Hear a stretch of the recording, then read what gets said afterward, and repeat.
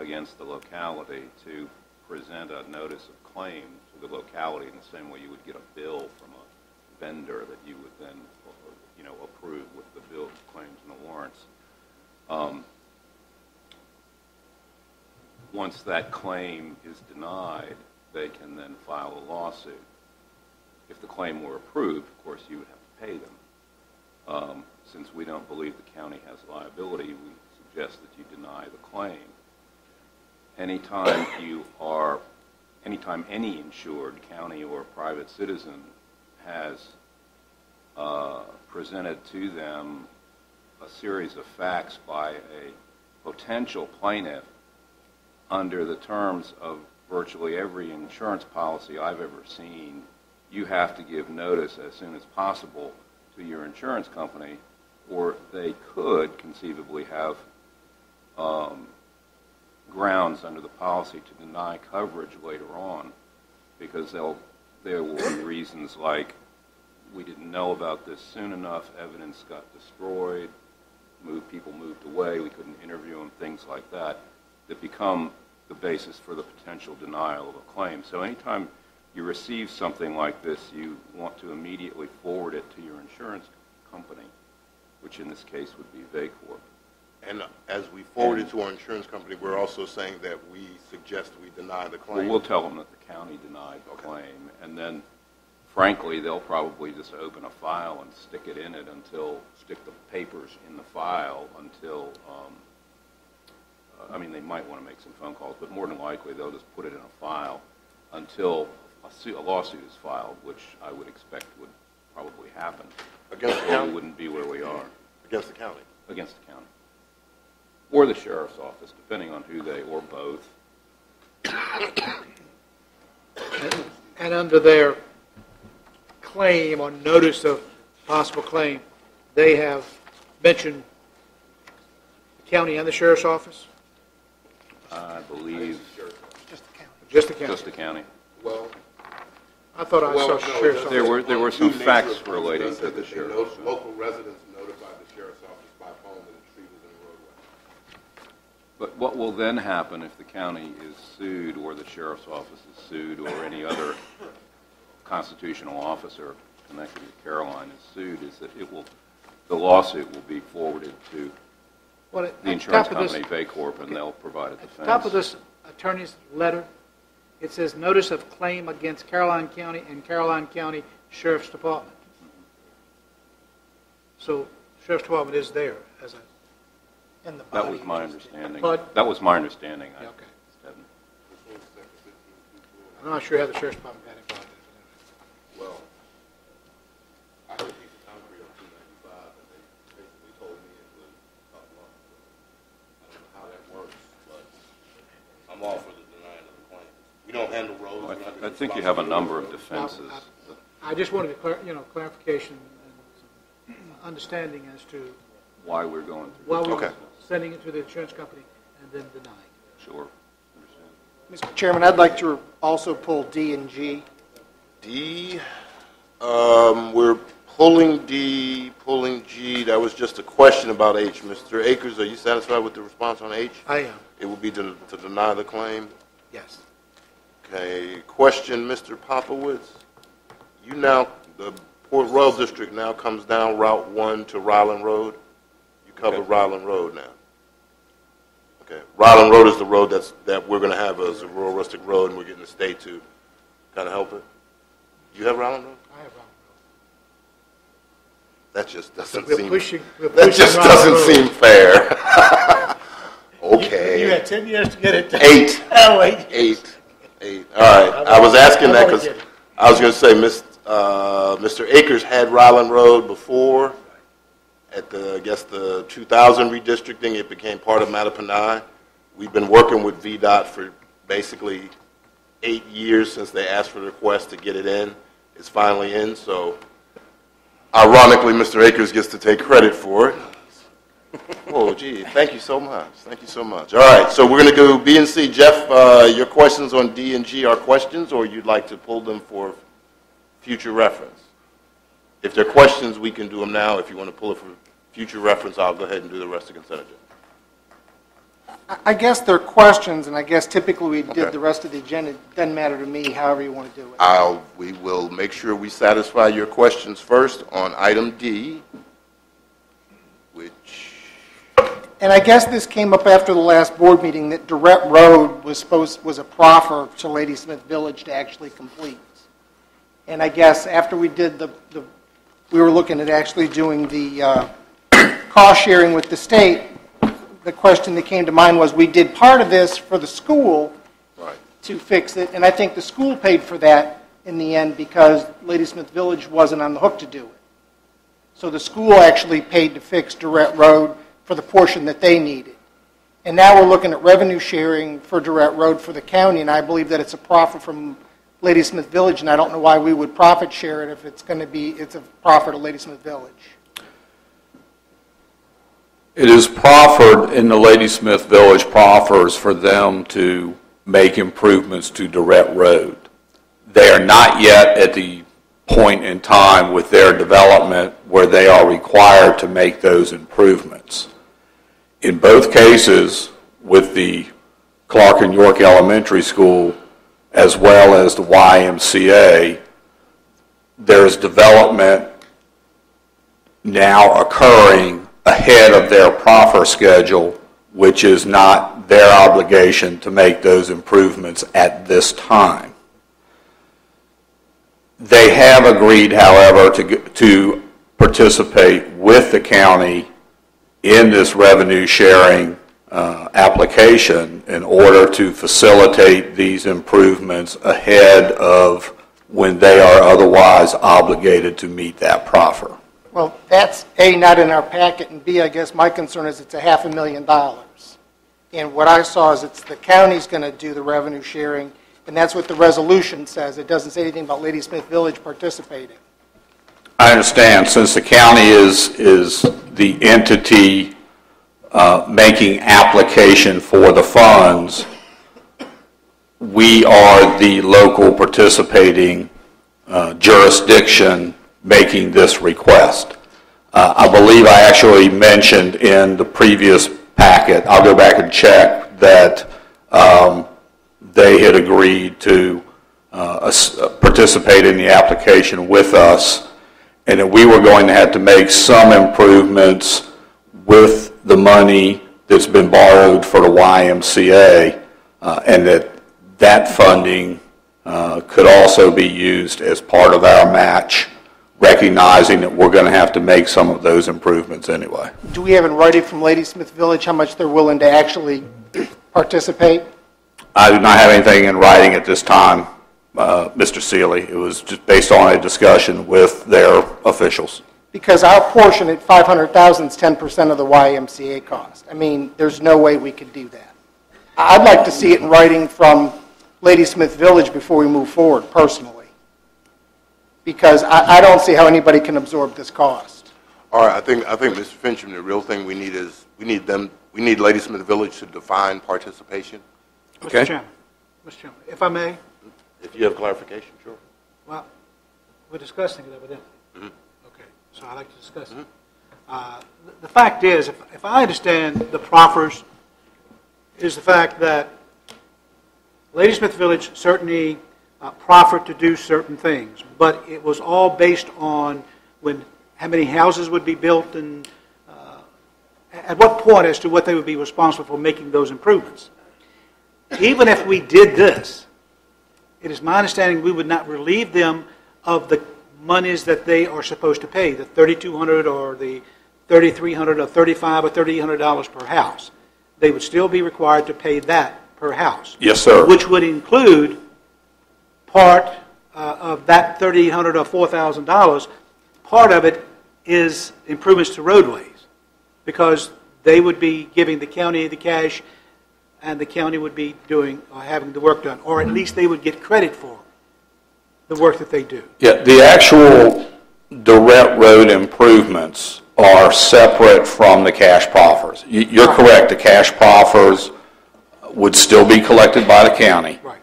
The actual road improvement requirements are separate from the cash proffer value, okay? That was in addition to the proffer values negotiated by the county. How much was it? There had to be a value put onto it. Mr. Ayers, I'll be honest with you, I don't recall off the top of my head. It would be speculation to throw a number out. But does this now relieve them of that amount of money? This would actually split the cost of that improvement between VDOT and Ladysmith Village. But what I'm It would, so in effect, if you're asking them to participate in this improvement now, ahead of schedule, VDOT would, through this program, pay for half of that improvement, and they would be relieved of the other half by virtue of the revenue sharing application. But have we been able to clarify with them that we still would expect on the portion that the county would have to otherwise put up front, the 50% that the county is going to have to pay to make those improvements? Are they willing to make up the difference? Maybe not right now, but make up the difference at some point. Let's say it's $500,000. That's what's been thrown about tonight. $500,000. If they're willing to put up $125,000 now, that does not relieve them of the $375,000 that we're putting up. They need to understand that. That is correct. They understand that might be phased. But yes, they understand. That is what I'm trying to say. They are not going to be relieved of the $500,000 that we would use out of the YMCA money. They are still going to have to pay for those improvements at some point. Yes, sir. We have asked those discussions, but if you want clarification, I'd be more than happy to go back. Are we able to get clarification before the next board meeting? Yes, sir. Okay, because we have to submit these with VDOT by the 1st of December, because I'd hate to lose out on this process or any of the processes we've talked about using revenue sharing on. Yes, sir. The resolution has to be submitted to VDOT by December 1st, and we can take care of that. Okay. Bring this back to the board for your November 22nd meeting. Okay, but when you bring it back, I think you have to address Mr. Seeley's original question in that there has to be something from Ladysmith Village acknowledging this. Yes, sir. And as we all understand, if the county puts $500,000 out front, we expect that money back from Ladysmith Village so that there's no harm to the county. Yes, sir. Totally. Yes, sir. And I think they understand. None at all. They understand that. Yeah, I think, again, I think this needs to be clarified, because that might be, we can't operate on might be. It has to be clearly understood. Right. That's the point. That And it's, we're going to be whole at the end of the process. We will get those discussions in writing. Yes, sir. But let me ask another question, and I understand where the board is concerned, and so am I, and we need to have that clarification and need to have that understanding with the Newland Group. But my question is, does that stop the YMCA? no. We have to make some improvements to get to the YMCA. But I mean, we've done this VDOT is not before. going to allow us to use the. I mean, we've done this before, and to correct Mr. Seeley, when he said the schools did it, I was the chairman then, and actually the county did it. And I recall specifically That we paid talking for to it. them, the county paid for it. Right. I recall specifically talking to them about a berm that had to be removed at a cost of $200-some thousand to the county, which we didn't do. So we just need to be as firm as possible and say, I'm sorry, there must be a mistake here, you have to pay for this. And if you'd like me to help you say that, I would be very happy to do that. Okay? Yes, sir. All right. That's fine? Okay, so we're gonna pull D for sure. Item G is, from my understanding, a general accounting principle, but Mrs. Hatcher has arisen to explain it further. And I guess my question is because, and it's in the last sentence of the first paragraph where it says the lease agreement principal for patrol cars is $625,126, less the first payment of $131,777, and the $559,006 is minus the $66,269. So that leaves me to believe that the 625 isn't going backwards. We're just making the 131 with the final, we still have 625. One is patrol cars, one is the school buses. I'm just talking about dollars and cents. What's left after we make these payments? The amount that has to be, that I'm asking the budget to be amended for is the net of both those amounts. One gets recorded into the school's operating fund, one is recorded into our capital projects fund, and it's the net of the, in the first year of a lease, under generally accepted accounting principles, the total amount of the lease has to be recorded, either by the gross proceeds or the proceeds minus a payment, because you're showing the payment as well in that first year. Let me ask you, I guess I just want to get to the bottom line. After we make this 131 payment, will we owe $500,000? Yes, sir. So what will be left on the patrol cars is $500,000, and what will be left on the school buses will be $66,000, so it'll be $480,000 on the buses. 492, yes, sir. I just want to make sure that we're not making the payment and we still owe $625, and on the buses No, we this owe... is just a recording issue on our books only. It's accounting. It's an accounting issue, it's not a dollars and I'm cents, it's just strictly accounting. Because when they were written differently, it looked to me like we were making the payment, but we still owed the first number, and on the buses it looked like we were going to make the payment. And we I owed have that to make minus. sure that the expenditures on the capital improvements fund and the school operating fund is for the total amount of the lease, either by the total amount or the amount less the lease payment, because we're recording the lease payment as well. So if you add the two together, it comes up to the total lease. Okay. Has to be shown in the books. Okay. Thank you, Mr. Chairman. You're welcome. Before you leave, Ms. Hancher, before you leave, because there was another paragraph or two after that. And really, it was my understanding when I looked at this the first time, it's really just an accounting process. It is just an accounting There's process. no money going out. No. No different money going out. This No. is money we already borrowed, and I think we've kind of basically already spent. But I have to record the revenue and I have to record the expense, so that the total for each lease is recorded in this fiscal year. right. So what happens is the paragraph or two after that, it says the capital projects funds and the school operating funds will not reflect these expenditures? They will reflect these expenditures. It says do not, but they will reflect these expenditures, so there'll be, in essence, another 66,000 and change.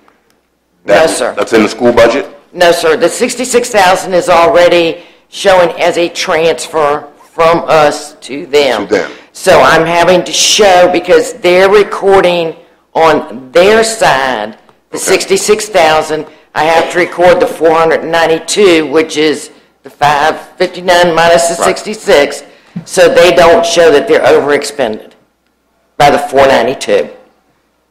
My number that I'm recording is 492,000 for them. For the School buses. School buses. Yes, sir. So their budget, and that's already reflected in their budget in the operating costs. Not the 492, only the 66. Okay, let me try this another way. Their lease is 500. No, wait.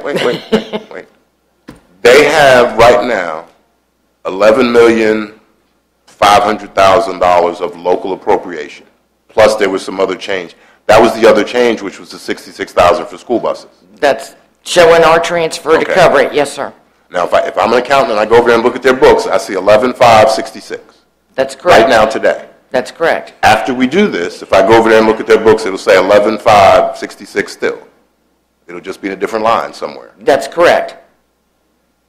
And it's now operating funds and not capital improvement funds. The amount that gets recorded on theirs is recorded as lease purchase proceeds. It has nothing to do with the county's transfer. Okay, no, I'm talking about the school budget. even I'm though talking not- about the school Okay. budget. I am amending their budget to show lease proceeds of 492,000, which doesn't have anything to do with the rest of it, and 492 for the expenditures, so it is a wash between revenues and expenditures. It doesn't have anything to do with our transfer. All right, I understand that, and I recall being told not to pay attention to the school budget in particular, but my interest will not allow me to do that. So my question is, if you know, and you may not know, in the school budget, we're listing this money as capital improvement money or operating cost money. Have they told you about what our transfer, we just shipped over this money, have they told you where it is in their budget? And if they haven't, that's fine. I know that they're showing in their budget the $66,000 debt service payment, the lease payment, yes. I don't know what they do with the rest of it. Okay, okay. If you could check that, I'm just wondering, because when it comes back to the next budget cycle, is my increase 11.5, or is my increase 11.5 plus 66, or those kind of things? So I just... You've already committed to the 66, so that's Right. going to be there every year for 10 years. My real question is, if I say we're going to give you a 4% increase, 2% increase, whatever, where does that come from? But we'll figure that out then, okay? I think I understand what you're saying, and I'm not going to belabor the point anymore. Thank you very much. All right, does that satisfy you, Mr. Seeley? Yes, sir. For item G? Okay. The consent agenda now includes item B, approval of warrants, C, Planning Commission, E, thank you, Floyd Ryland Road, F, Schoolhouse Road, G, proposed amendments to the capital lease, H, personal claim, I, governor's holiday schedule. No one wants to mention the governor's holiday schedule? You can mention that later. J, right-of-way at Sorrel Lane, and K, the American Heart Association. All right, motion to approve the agenda, consent agenda as stated would be fine. So moved. Second. Motion made by Mr. Seeley, seconded by Mr. Popowitz. Discussion, all those in favor say aye. Aye. Those opposed, nay. Motion carries unanimously.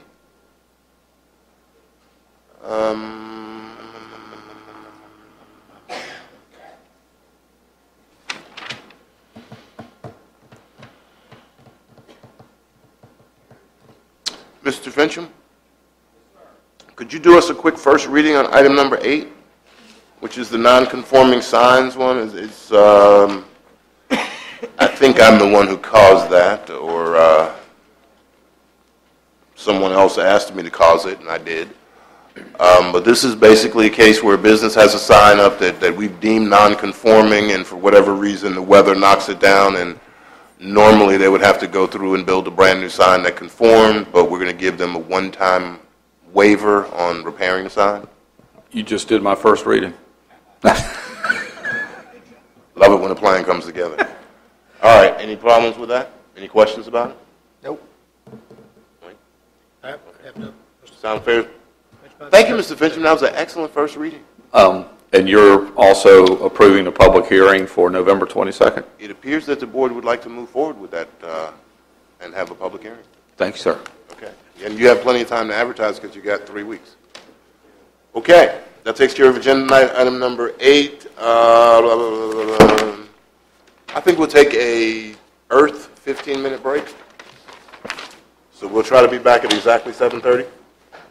All right. Thank you. We will stand adjourned.